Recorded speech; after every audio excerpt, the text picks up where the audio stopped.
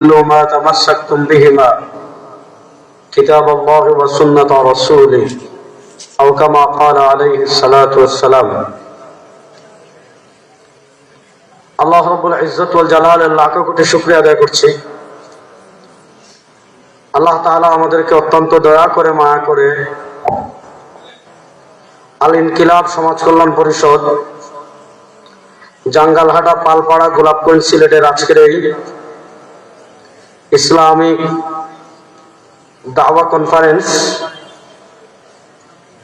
বিকাল 3টা থেকে শুরু হয়েছে।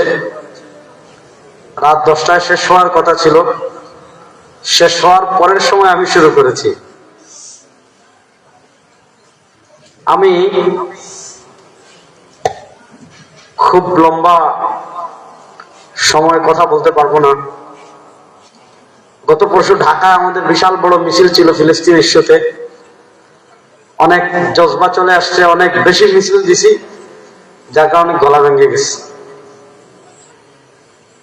কয়েকটা কথা বলবো আমি, যেহেতু এখানে যুবকরা আছেন আর এটা দাওয়া কনফারেন্স, আমি কয়েকটা কথা আপনাদেরকে বলবো। নবী করিম সাল্লাল্লাহু আলাইহি ওয়াসাল্লামের জীবনকে আমরা মৌলিকভাবে দুই ভাগে ভাগ করি।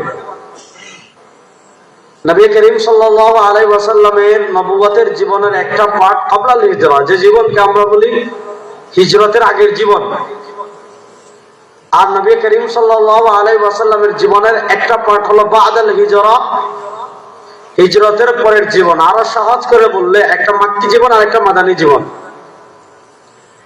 মাক্কি জীবনে নবী করিম সাল্লাল্লাহু আলাইহি ওয়াসাল্লাম নানা জুলুমের শিকার হয়েছেন। মাক্কি জীবনে নবী করিম সাল্লাল্লাহু আলাইহি ওয়াসাল্লাম নানা অত্যাচারের শিকার হয়েছেন, নানা দিক থেকে জুলুমের শিকার হয়েছেন। একজন মানুষের জীবনের যতগুলো দিক আছে, নবী করিম সাল্লাল্লাহু আলাইহি ওয়াসাল্লাম মাক্কি জীবনের সব দিক থেকে জুলুমের শিকার হয়েছেন। আল্লাহ নবী সাল্লাল্লাহু আলাইহি ওয়াসাল্লামের দুটো ছায়া ছিল, একটা হলো ঘরের ছায়া আর একটা হলো বাহিরের ছায়া। আল্লাহ নবী সাল্লাল্লাহু আলাইহি ওয়াসাল্লামের ঘরের ছায়া ছিলেন আম্মা জান খাদিজা, আর আল্লাহ নবী সাল্লাল্লাহু আলাইহি ওয়াসাল্লামের বাহিরের ছায়া ছিলেন তার চাচা আবু তালেব। তিনি লিডার ছিলেন, লিডারের ছেলে। এটা একটা বড় পরিচয় ছিল। এই পরিচয়ের কারণে কাফেরেরা রাসূলুল্লাহ সাল্লাল্লাহু